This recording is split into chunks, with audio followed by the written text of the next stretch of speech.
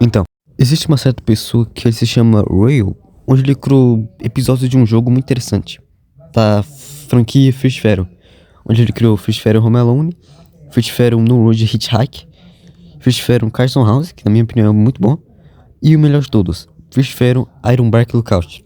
E vai lançar o Fish Fero Woodburg Getaway, que já apareceu na página da Steam. E tipo assim, o canal Lingus, que eu conheço ele fez um vídeo no YouTube onde ele contava a história completa de Fish Fero. E tipo, eu só vi o início do vídeo, tipo, o início mesmo. A edição do cara é incrível. E o que eu decidi fazer? Eu decidi reagir a esse vídeo junto com vocês. Tem 38 minutos e a gente vai reagir. Então é isso e bora lá. Ok, estamos aqui com o vídeo do Lingus.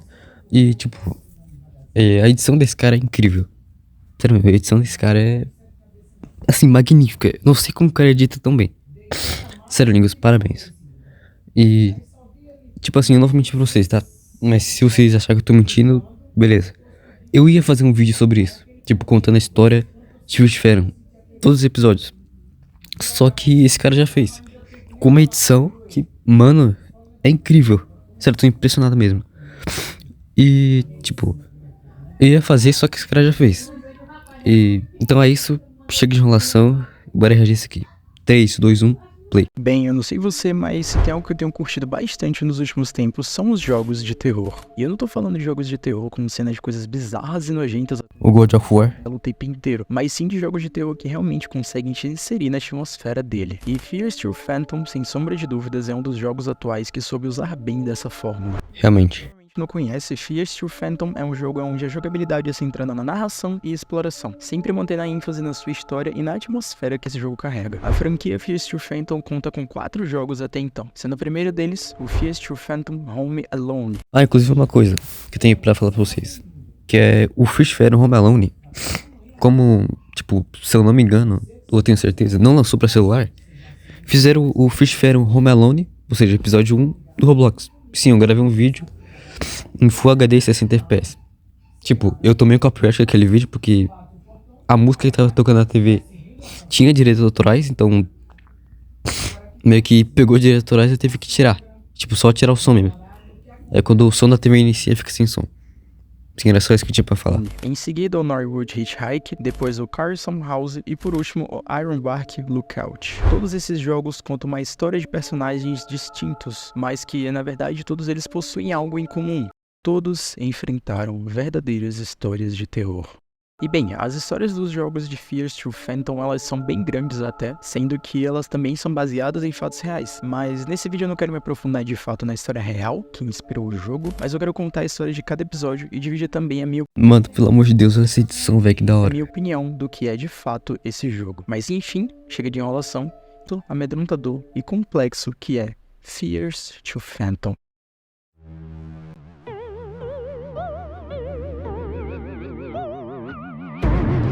Eu tenho medo dessa música ter copyright, Lingus, pelo amor de Deus.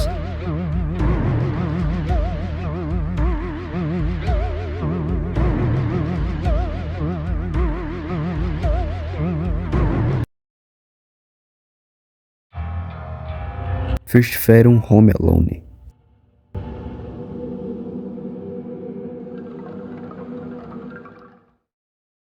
No jogo Home Alone, nós controlamos o Miles, que é um garoto de 14 anos e seus pais viajaram ao trabalho, deixando ele completamente sozinho em casa. Mas em uma certa noite, algo meio bizarro acontece com ele, algo que até nos dias de hoje Miles não sabe como explicar. E também, como uma forma de desabafar e pôr todo esse trauma pra fora, Miles decide fazer uma publicação no Reddit e relatar Mano, faz um bom tempo que eu não uso o Reddit.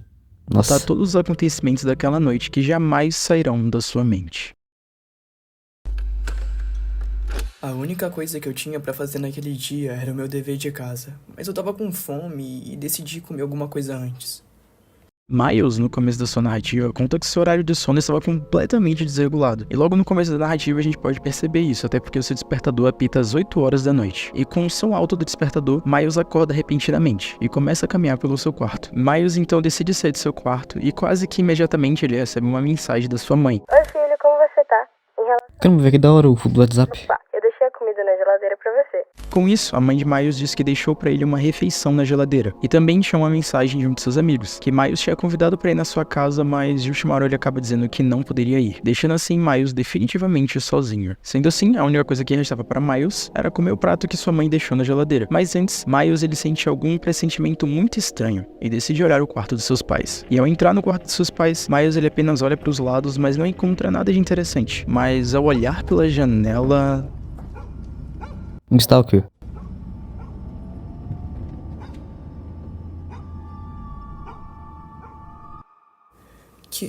Quem é aquele cara? Ele é algum vizinho ou algo do tipo?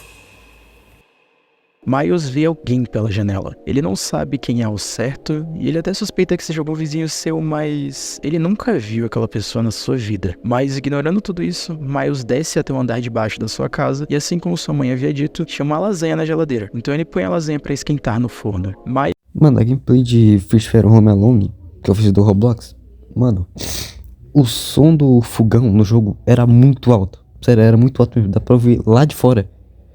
Note, se você já viu aquele vídeo, sério mesmo, o som do fogão ficou muito alto, ficou bizarro isso, mas ok. Miles, então, após terminar de esquentar o seu prato, ele liga a sua TV e senta no sofá para comer enquanto assiste. Mas algo que Miles não conseguiu perceber é que bem lá no canto, onde mostrava a escada pro andar de cima, aparece uma pessoa subindo as escadas. Ah, eu já vi aquilo uma vez. Não percebe nem sequer chega a narrar pra gente se ele viu isso ou não acontecer. Mas enfim, após comer sua lasanha, Miles coloca o prato na pia e sobe pra fazer o seu dever de casa. Após terminar o seu dever de casa, Miles se deita na sua cama e decide dormir novamente. Às vezes eu me pergunto se o que eu fiz foi certo. Mas se eu não tivesse feito, será que eu estaria vivo hoje? Na verdade, eu só queria beber um copo d'água. No meio da noite, Miles acorda e decide beber uma água, algo bem incomum para falar a verdade. E após descer e beber água, Miles sobe para deitar e dormir novamente. Mas antes de Miles voltar para a cama, ele recebe uma enxurrada de mensagens da sua mãe totalmente desesperada. Filho, quem é esse que está na porta? Você está aí? A Paula acabou de me mandar mensagem dizendo que tem esse cara assustador na porta. Nem eu, nem ela sabemos quem é. Deve ser um agiota. Por favor, tranca as portas e fecha as janelas e se esconde debaixo da sua cama. Já ligamos pra polícia e a Paula diz que está indo até aí. E por favor, não abra a porta. A mãe de Miles simplesmente envia pra ele uma foto de alguém que está na sua porta, e Miles acaba agindo de forma impulsiva e desce pra ver pela janela quem poderia ser.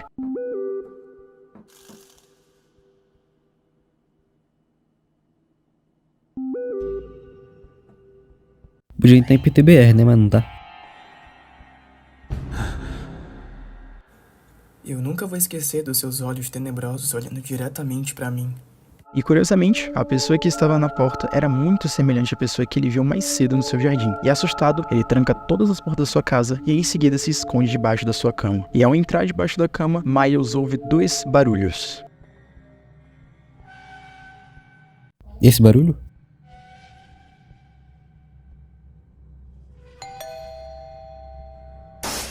Você vê que susto, mano. Louco.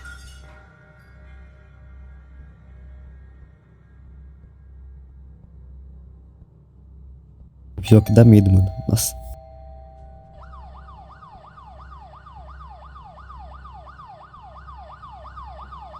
Porém, após alguns momentos de espera, o som da sirene da polícia começa a ecoar pelo local. Tim, tim, tim, tim, tim, tim, tim, tim, tim, tim, tim, tim, tim, tim, tim, tim. Mano, esse jogo realmente dá medo, velho. Nossa. É tipo um terror psicológico.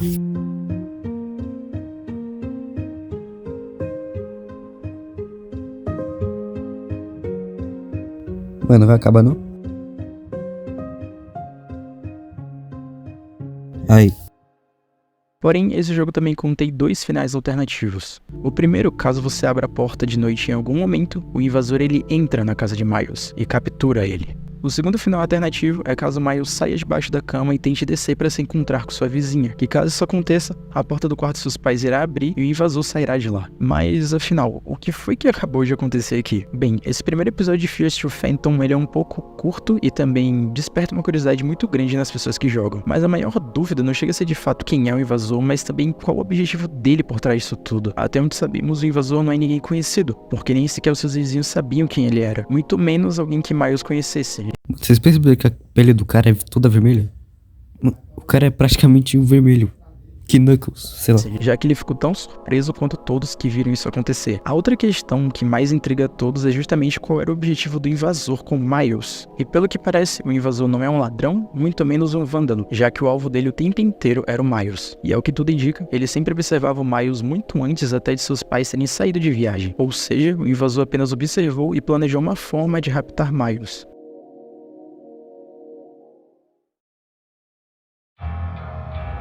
Agora é o segundo episódio. First Fair no Wood Hitchhike. Eu acho que eu falei certo, sei lá. Bem, o segundo jogo da saga Fears True Phantom se chama Norwood Hitchhike. Esse é um jogo Falei certo. maior do que o anterior e tem uma história bem legal e uns detalhes muito interessantes pra gente prestar atenção. Basicamente, no segundo jogo da trama a gente controla outro personagem, uma garota dessa vez, chamada Holly. E Holly basicamente estava voltando pra sua casa depois de um evento, até que seu carro para de funcionar. E ela acaba passando a noite em um motel. E algumas coisas estranhas começam a acontecer. Mas enfim, chega de enrolação e vamos pra história. Eu não sei se as pessoas estão prontas para acreditar no que eu vou contar, mas digamos que essa história é o que vai me deixando melhor aos poucos. Eu sempre gostei muito de jogos e coisas semelhantes, e aos meus 19 anos eu tive a oportunidade de ir para minha primeira convenção de jogos. Na ida, ocorreu tudo bem, mas na volta, não foi bem assim. Eu estava ansiosa para ir porque eu queria conhecer alguns amigos também. Meus pais nunca acharam essa ideia boa, mas acabaram deixando mesmo assim. Bem, no começo da narrativa, Holly está viajando com um carro velho do seu pai, e para evitar trânsitos e estresses semelhantes durante a viagem, Holly acaba optando por seguir um caminho alternativo do convencional. Em um certo momento, Holly percebe que seu carro estava ficando sem gasolina, mas por sorte ou coincidência, tinha um posto de gasolina logo mais à frente. E parando no posto de gasolina havia também uma loja de conveniência, e na loja de conveniência havia algumas coisas para se comprar. Inclusive, por meio de mensagens, sua mãe pede para que ela comprasse ração pro cachorro dela. Quando Holly vai pagar a ração do cachorro e vai falar com o vendedor, ele pergunta quem ela é e para onde ela estava indo. Holly acaba preferindo por não dar muitos detalhes da sua vida ao vendedor, até porque ela nem conhecia ele. Mas antes que Holly saísse da loja, o vendedor chama sua atenção mais uma vez e diz para ela tomar cuidado na estrada e que ela não desse carona para ninguém, principalmente uma mulher que ele diz que anda vestida de branco e azul no meio da estrada. O vendedor diz que essa mulher é um suposto espírito vingativo que atormenta as estradas de Norwood. Eu tava tão cansada que nem dei muita atenção àqueles contos macabros que aquele velho da loja me disse. Eu só queria abastecer meu carro e ir pra casa. E seguindo a viagem, algumas coisas estranhas começam a acontecer. O rádio que estava tocando começou a emitir sons distorcidos e a luz do farol começou a piscar do nada. Mas Holly continua seguindo a viagem, fingindo que nada daquilo estava acontecendo. E logo mais à frente, Holly encontra alguns troncos que estavam bloqueando a sua passagem. Então ela desce do carro e usa toda a sua força para movê-los para fora da estrada. Mas quando ela entra novamente para voltar a dirigir, o seu carro não ligava e tinha dado algum problema na bateria. E sem opções e também sem o mínimo sinal de internet, Holly acaba tendo que ficar ali e pedir carona pra alguém. Mano, achei que o cara ia atropelar ela, velho. Nossa, coitada. Porém, todo o carro que passava não dava a mínima pra ela, até porque era justamente o local onde o vendedor disse que a tal mulher aparecia, e ninguém na estrada queria se arriscar a sair dando carona por aí. Porém, algum tempo depois, uma caminhonete atende o pedido de Holly, e a pessoa que lhe ofereceu carona é justamente a outra pessoa que estava com ela na loja de conveniência. E sem outras opções, Holly coloca suas coisas na carroça e entra no carro. Eu não sabia quem era aquele senhor, e ele tentou puxar um assunto comigo, mas, sinceramente, nem eu tava tão afim de conversar assim. Seguindo a viagem, aquele senhor começa a puxar um assunto com Holly e fala principalmente sobre os mitos que o vendedor tinha contado pra ela. E ele diz que não acreditava em coisas daquele tipo. E após algumas horas de viagem, o senhor que deu carona pra Holly deixa ela em um motel, onde ela poderia passar a noite e buscar alguma forma de ajeitar o seu carro no dia seguinte. Ao chegar na recepção do motel, Holly consegue um quarto, e o recepcionista do motel apenas adverte Holly para que ela não faça barulho para não incomodar os demais hóspedes. E ele também diz a Holly que um amigo dele vai ajudar a consertar o carro dela na manhã seguinte. E chegando no seu quarto, Holly nota que algo estranho está acontecendo.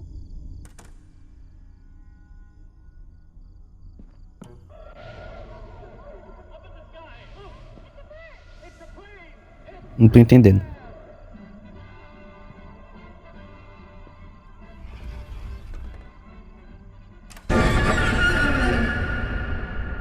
Mano, o cara simplesmente Ao teleportou. perguntar quem era aquela pessoa e o que ele estava fazendo no quarto dela, o rapaz disse que ele era apenas um funcionário do motel e que estava arrumando o quarto para ela. Com isso, Holly sai para que ele possa terminar de arrumar o seu quarto. E após estar tudo pronto, Holly se deita para dormir após uma noite tão agitada. Aquele lugar era aconchegante de certo modo, exceto pelo cheiro de casa velha, mas dava pra passar a noite.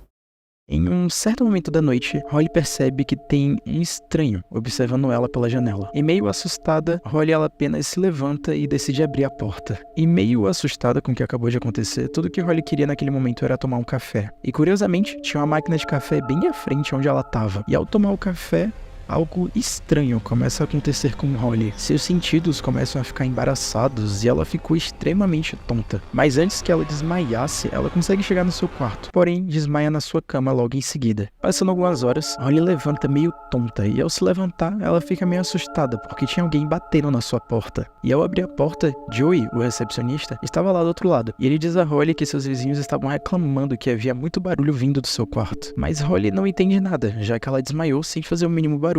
Joey percebe que os olhos de Holly também estavam muito vermelhos e que não estava com uma aparência muito boa. E Holly diz que isso aconteceu após ela ter tomado um café na máquina. E Joey fica ainda mais confuso porque ele diz que nunca houve uma máquina de café no estabelecimento. Porém, Joey entende o que está acontecendo. Ele dá uns remédios a Holly e ele supõe que muito provavelmente alguém pôs aquela máquina ali para dopar todos os hóspedes do local. Após tomar os remédios, Holly se tranca no seu quarto e se deita de novo. Mas cerca de um pouco tempo depois, outra pessoa bate na porta de Holly.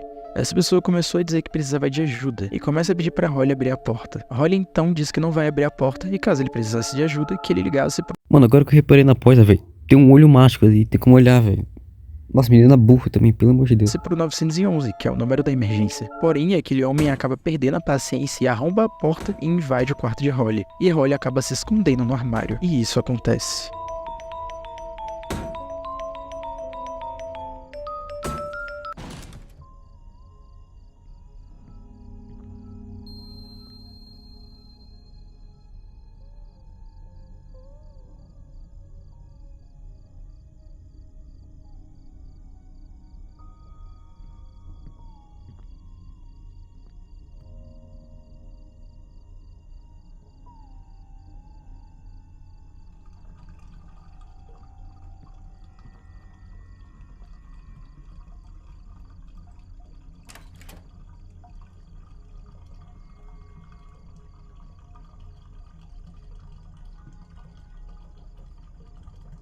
Ué, não vai aparecer ninguém.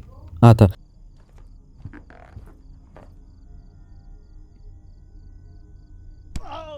Nossa, mano. Oh. Durante essa viagem, eu descobri que monstros existem sim, e eles são mais humanos do que podemos imaginar. No final de tudo, chamaram a polícia e aquele homem foi preso. E pelo que parece, aquele homem fazia parte de alguma quadrilha envolvida com drogas ou de algum culto secreto que raptava pessoas. Eu sinceramente não consigo acreditar nisso até hoje. É bem bizarro se você parar pra pensar. Apenas tomem cuidado por onde vocês andam. Realmente. Concordo totalmente. Acabou.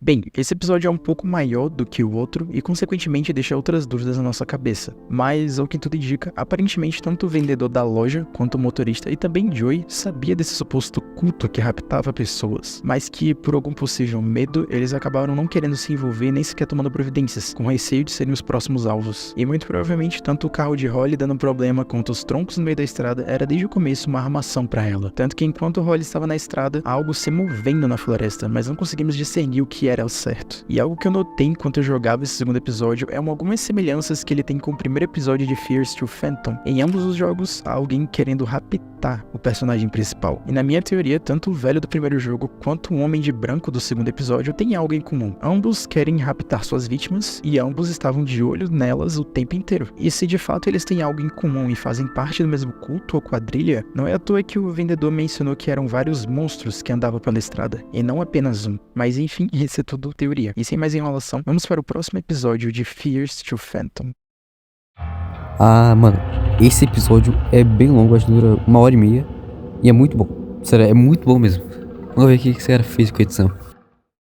Bem, esse próximo jogo da série Fears to Phantom se chama Carson House, onde nós acompanhamos a história de Noah, um jovem de 18 anos que foi chamado para cuidar de uma casa de um homem chamado Carson. E quando tudo parecia apenas ser uma noite normal...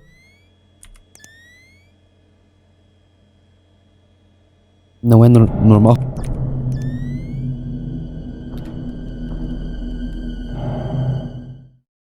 Eu, sinceramente, não faço ideia do porquê de eu estar gravando isso, e muito menos se alguém vai ver isso algum dia. Mas eu espero que essa minha história sirva de lição para pelo menos alguém. Quando isso aconteceu, eu tinha apenas 18 anos. Mas digamos que isso me assombra até os dias de hoje. Meu pai conseguiu arranjar um trabalho para mim na casa de um homem chamado Carson. Era apenas para eu tomar de conta da casa dele e ganhar meus míseros $100. Mas digamos que não foi apenas isso.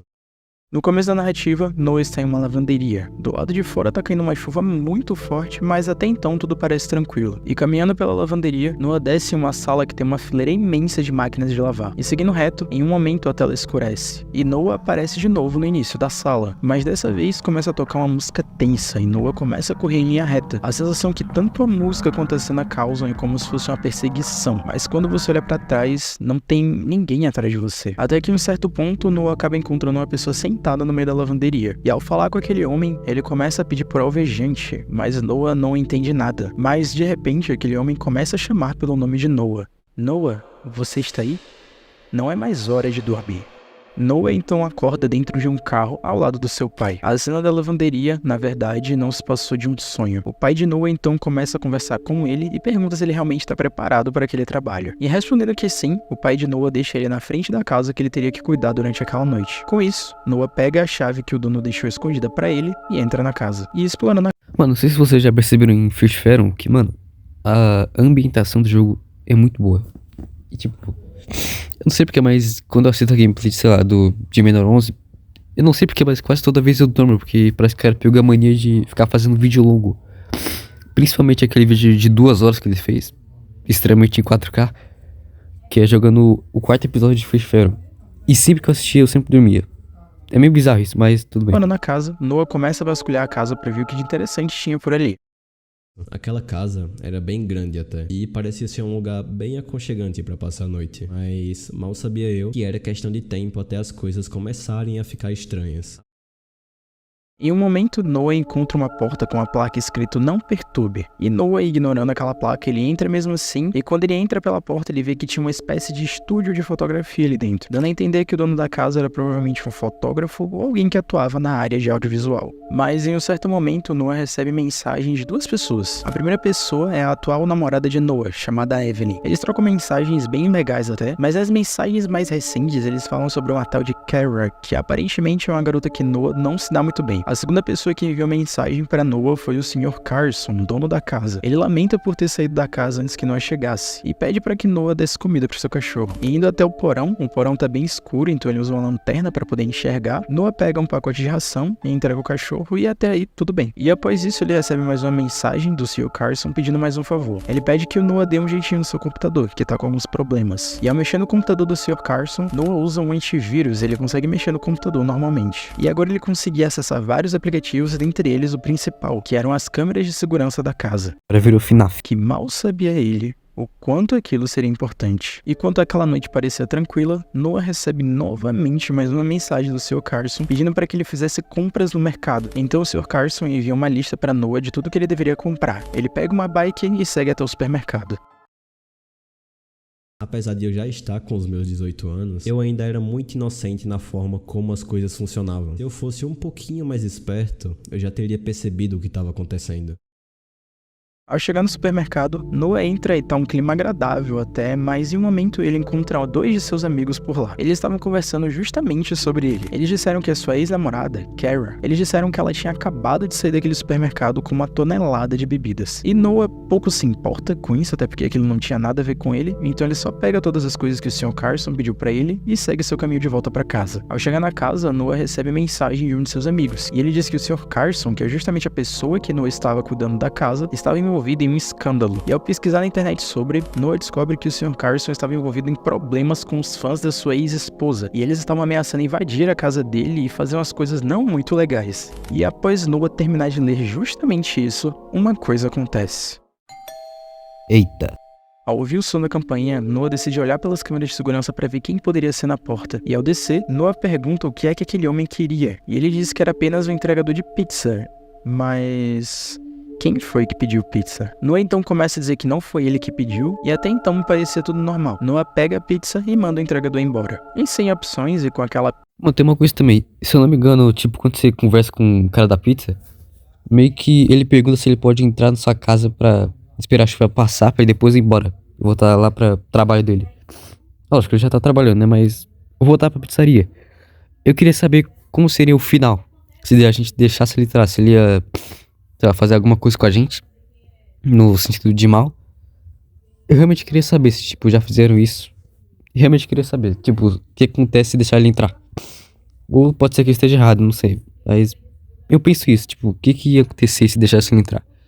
Não sei. Com a pizza inteira na mão, Noah se senta e começa a comer a pizza. E pouco tempo depois, o Sr. Carson manda mensagem para ele dizendo que foi ele quem pediu a pizza, deixando Noah mais tranquilo. Mas quando tudo parecia normal, Noah tinha terminado de comer sua pizza, a campainha toca novamente. Noah vai até a porta de novo e dessa vez alguém havia deixado um buquê na porta de casa. Agora tá começando a ficar estranho de verdade. E isso foi algo estranho de fato, mas Noah só ignora aquele ocorrido, ele sobe até o seu quarto de cima e vai fazer o seu dever de casa. Mas enquanto ele subia as escadas, ele recebe mensagem de um número desconhecido. Noah só presume que deve ter sido uma mensagem pro número errado e vai fazer o seu dever de casa. E de repente, às 1 da manhã, a energia da casa simplesmente acaba, e Noah não entende nada do que tá acontecendo. Noah recebe mais mensagens daquela pessoa desconhecida. Noah segue, ignorando ela, ele desce as escadas até o primeiro andar e liga a energia de novo.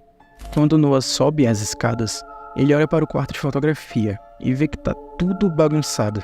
Noah não estava mais sozinho. E Noah fica desesperado ao ver aquele quarto totalmente destruído e perceber que ele não tá mais sozinho naquela casa. Então ele corre até um quarto que ele estava anteriormente e decide ficar escondido por lá. Mas em um certo momento, ele ouve um som vindo da parte de baixo da casa.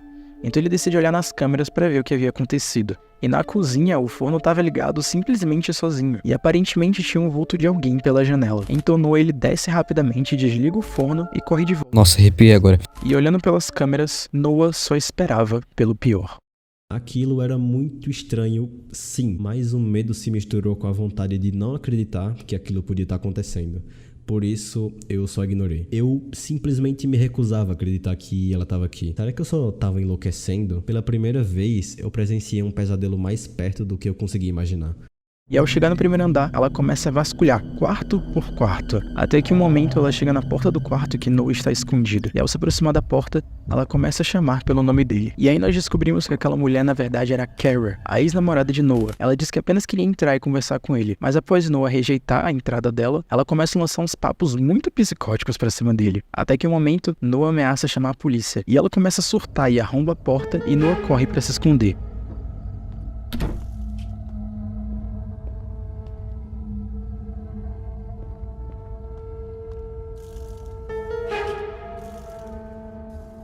Mano, se eu não me engano, eu vi o Ted jogando, ele ficou, tipo, muito tempo nessa parte, que ele não conseguia sair porque ele fazia um barulho e assustava ela.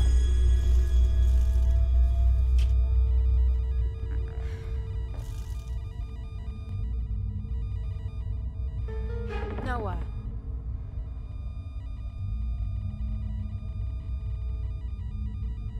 Sai daí!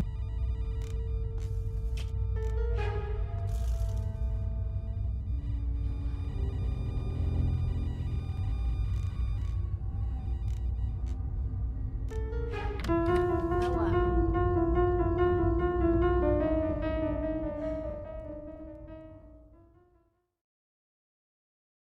Eu conheci Kara em um site de encontros. Ela parecia ser uma garota legal à primeira vista, mas nosso namoro não durou nem 2 meses. Eu descobri que ela era envolvida com drogas, então eu decidi terminar. Mas digamos que ela não aceitou isso muito bem. Ela continuava me ligando, implorando para que eu voltasse, mas eu sinceramente nunca respondi. Depois que eu fugi daquela casa, fui até o meu pai. Ele ligou pra polícia e ela foi presa e pegou uma pena que vai manter ela muito tempo longe. Mesmo ela estando presa, eu ainda tenho medo. Isso é algo que me incomoda, mas eu tenho aprendido a viver com esse medo de pouco em pouco. Só fingir que ela não existe.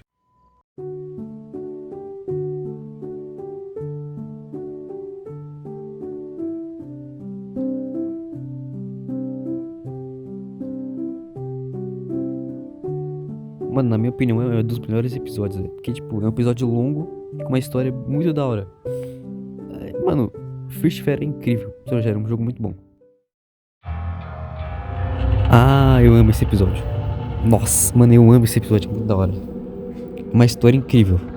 Acho que nem vou falar tanto desse episódio aqui, só vou deixar vocês verem. Eu não consigo acreditar que estou escrevendo sobre isso, ainda mais sobre o acontecimento mais bizarro que eu já vivenciei em toda a minha vida. Isso tudo aconteceu quando eu tinha uns 24 anos. E até então eu optei por não contar nada porque eu não achei que alguém fosse acreditar.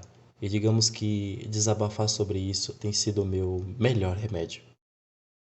No quarto jogo de Fears for Phantom, Ironbark Lookout, nós encontramos um rapaz chamado Jack. Tudo começa com Jack dentro do seu carro a caminho do seu mais novo emprego como vigilante florestal. Lendo as mensagens de Jack, a gente percebe que Jack, na verdade, sempre foi uma pessoa muito tímida e aceitou trabalhar como vigilante justamente por ser em um lugar distante e por não ter que lidar com tantas pessoas assim. Mas antes de ir diretamente pro seu posto de trabalho, Jack decide parar em uma lanchonete que sua amiga indicou pra ele. E ao estacionar, Jack encontra um rapaz comendo um lanche no estacionamento. E ao falar com ele diz a Jack que aquela lanchonete era a favorita dele. E ao desenrolar da conversa, Jack diz que é o novo vigilante florestal do parque. Aquele homem então olha para a cara de Jack e diz: novo vigilante? Então você deve ter ouvido as notícias. Mas peraí, que notícias? Aquele homem diz que algumas semanas atrás, naquele parque, 3 crianças foram raptadas e estão desaparecidas até então, sem deixar os mínimos rastros para trás. Aquele homem teoriza que poderia ser alguma entidade folclórica ou algum animal perdido. Ele também disse que geralmente as pessoas que Mano, eu não sei porquê, mas tipo, na minha cabeça, sempre que eu escuto a palavra folclore ou folclórica, me lembra automaticamente de carnaval.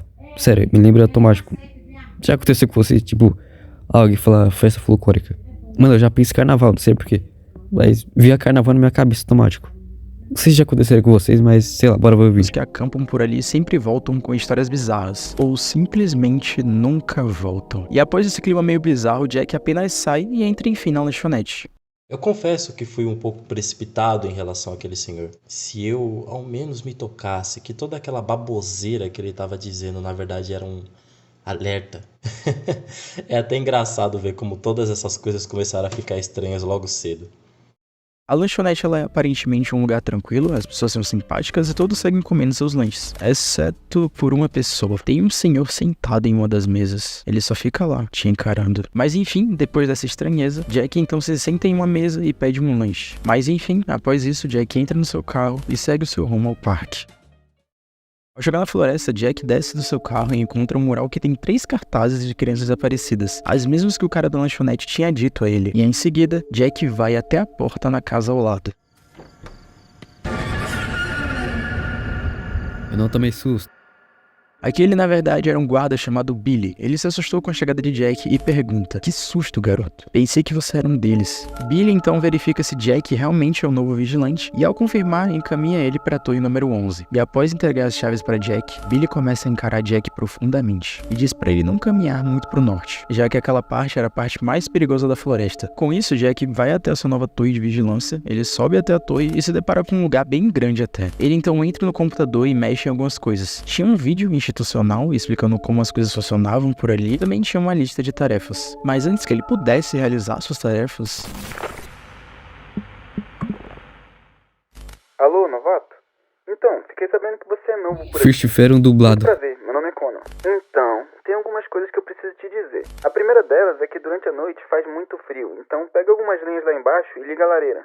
E após ouvir essas instruções, Jack apenas desce e busca algumas madeiras e liga a lareira. Certo, consigo ver o fogo daqui. E sobre o trabalho, não é nada tão complicado. Vai pro lado de fora medir o vento e a temperatura e depois é só colocar tudo isso no seu relatório e ir dormir. E após conversar com Connor, Jack executa suas funções, e depois de concluir o relatório, ele deita na sua cama, encerrando assim o seu primeiro dia. Jack acorda no meio da noite com um chiado vindo do seu rádio. Ele pensou que poderia ser Connor, mas ninguém respondia. Com isso, Jack sentiu uma vontade de ir no banheiro, mas o único banheiro que tinha era na parte de baixo. Com isso, Jack desce até o banheiro, depois ele sobe novamente e volta a dormir. Mano, pera aí, não tem como descer lá embaixo. Só tem como você mijar lá de cima mesmo. Mano, eu lembro muito bem que não tem como mijar lá embaixo, mano. Quando chega nessa hora, não tem como ir. No dia seguinte, tudo tá aparentemente tranquilo, até que um momento Connor contata Jack pelo rádio. Jack, na escuta? Eu não aguento mais isso. Não importa quantas vezes a gente diga que não pode acampar naquela área, tem sempre pessoas que insistem em fazer isso. Você pode ir lá e dar uma olhada pra mim? Connor pede para que Jack vá investigar a fumaça de um lugar onde era proibido acampar. Sendo assim, Jack topa e vai olhar o que tá acontecendo naquele lugar. Jack então chega próximo ao acampamento com a fogueira acesa, até que em um momento ele começa a ouvir um grito no meio da floresta. Enquanto ele caminha pela floresta, ele começa a ouvir uns assovios. Depois disso, ele só estranha tudo aquilo e vai embora o mais rápido possível para relatar ao Connor o que havia acontecido. Gritos? Deve ter sido alguma raposa. Eu já ouvi dizer que eles têm gritos gritos igual de mulheres desesperadas. Eu fiquei sabendo que algumas pessoas estão acampando ali por causa das 3 crianças desaparecidas. E eu vi os pais delas dizerem que foram alguns assobios que atraíram eles pra fora da floresta. Mas enfim, não deve ter sido nada demais. Vê se descansa um pouco. Após isso, Jack faz seu relatório, mas antes de dormir, ele desce para pegar um pouco de lenha para a lareira, até que ele ouve mais uma vez um assovio. E beleza, após essa estranheza, ele apenas pega a lenha, acende a fogueira, depois vai para sua cama e dorme novamente. Jack começa a ouvir sons do lado de fora e ouve novamente alguns assovios. E depois de alguns segundos após aquela pessoa ir embora, Jack decide olhar o que tem na porta. Ao ver aquilo, Jack corre até o rádio e vai avisar a Connor o que acabou de acontecer. É sério que você me acordou essa hora? Olha, novato, isso deve ter sido alguma criança pegando uma prensa em você. Fica na boa, você só deve estar cansado de tudo isso. Aquilo já era motivo suficiente para eu ir embora, mas eu sinceramente preferi acreditar nas palavras do corno e manter minha cabeça no lugar. No dia seguinte, Jack tá um pouco mais atento ao lado de fora e receoso com o que pode acontecer. Até que um momento, o rádio começa a chamar, mas não era o Connor dessa vez. Oi, tudo bem? Eu me perdi na floresta e graças a Deus eu consegui contato com você. Consegue me instruir a qual caminho eu deveria seguir? Jack então instrui o homem a ir pelo caminho da esquerda. Ah, sim, muito obrigado. Eu acho que é por aqui. Tô ouvindo seus assovios. Muito obrigado. Mas Jack não estava lá e muito menos assoviando. Até que em um determinado momento...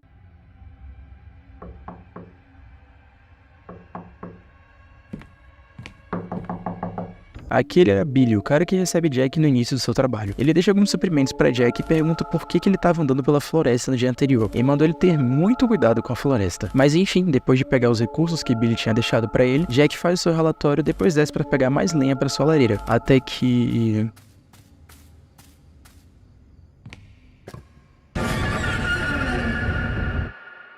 Aquele cara totalmente bizarro disse que estava ali para fazer a manutenção de um canal de rádio e começa a lançar uns papos muito estranhos para Jack. E no final ele diz: "Tenha uma boa noite, Jack, mas tome cuidado. A curiosidade pode te levar para lugares que você não quer ir." Jack então recebe uma chamada de Connor pelo rádio e ele então decide relatar a Connor tudo o que aconteceu com ele naquele último momento. Manutenção? Não sei não, Jack. Deve ter sido mais uma pessoa tentando pregar uma peça em você. Não chamamos ninguém pra cuidar de nada. Se você ver novamente coisas assim, tira uma foto da pessoa e manda pra gente. Após isso, Jack apenas desliga sua luz e dorme mais uma vez. Jack acorda no meio da noite e recebe uma ligação de Connor. Jack, tá aí? Desculpa te ligar esse horário, mas tem alguém queimando uma fogueira ali perto. Consegue dar uma olhada e tirar uma foto pra mim de quem é? Desculpa. Agora que começa o terror. Realmente bem cansado. Jack então vai pro lado de fora, pega os seus binóculos e olha em direção à fumaça. Jack então vê uma espécie de culto bizarro acontecendo, queimando um corpo no meio da floresta. E rapidamente Jack puxa a sua câmera para registrar aquele momento. Então ele decide apontar para eles e tira uma foto. Porém, o flash da sua câmera revela sua posição. Em um piscar de olhos, todos aqueles homens encapuzados somem, e um deles começa a correr em direção à torre de Jack. Jack então tranca todas as portas e janelas e se esconde debaixo da cama. Com isso, aquele homem encapuzado começa a bater na porta, até que ele perde a paciência e arromba a porta.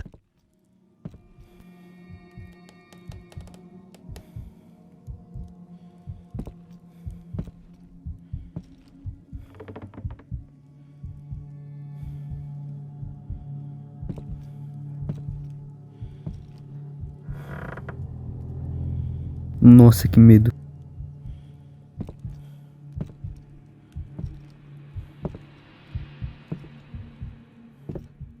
Ele começa a vasculhar e depois de um tempo, ele começa a procurar por Jack no lado de fora. Até que Jack, quando vê que aquele homem não tá mais no campo de visão dele, ele sai debaixo da cama e tenta fugir dali.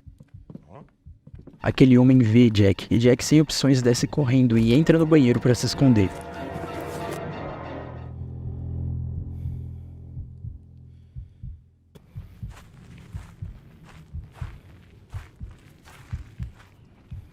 Mano, te dá um soco na cara dele. Tem que dar.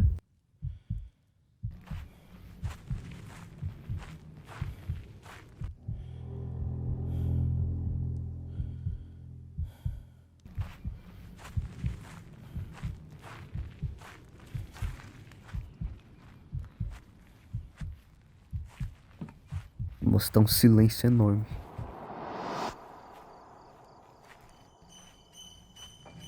Até que em um momento, quando aquele homem novamente não tá vendo Jack, Jack sai correndo do banheiro e corre para fugir da floresta. E se depara com dois caminhos, um pela esquerda e outro pela direita. Esse final. O Jack siga pela direita, ele encontra a casa do guarda Billy, que está trancada, e o homem encapuzado ainda está atrás dele, até que Jack apenas entra no seu carro e foge dali de uma vez por todas. Bem, no dia seguinte, a polícia foi até o local e investigou a área. E adivinha?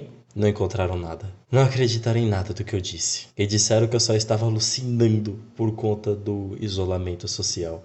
Eu sei o que eu vi. Eu sei que nada foi mentira. E muito menos coisa da minha cabeça. Eu só tô relatando isso porque eu sei que eles continuam fazendo vítimas. E infelizmente, não tem nada que eu possa fazer, senão alertar as pessoas que desejam acampar ali.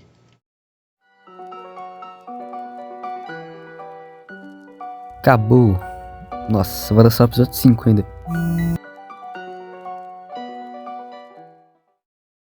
Bem, esse episódio de Fear of Phantom é, sem sombra de dúvidas, o episódio que mais esconde mistérios, mas também é um dos episódios mais cheios de detalhes escondidos. Desde o começo do jogo a gente percebe quem são as cúmplices daquele culto da floresta, a começar pelo homem do estacionamento e também o próprio Billy, que são pessoas que supostamente sabiam da existência daquele culto, mas não queriam se envolver para não serem as próximas vítimas. E lembra daquele homem estranho dentro da lanchonete? Ele na verdade não era apenas uma cúmplice, mas fazia parte também do culto da floresta. Os assovios que ouvimos na floresta eram dele, e justamente em um lugar onde ouvimos os assovios foi aonde ele apareceu, e deu um papo de a curiosidade pode te levar a lugares que você não quer ir. Isso sem constar a semelhança que esse jogo tem com o segundo episódio, aonde Holly relata que aquele cara que tentou raptar ela era provavelmente de um culto ou algo semelhante. Isso provavelmente. Bem, houve invasão à casa de Miles por uma pessoa que queria raptar ele dentro da sua própria casa. E a maior dúvida que fica é, será que todos esses 4 jogos que eu acabei de contar a história têm alguma ligação?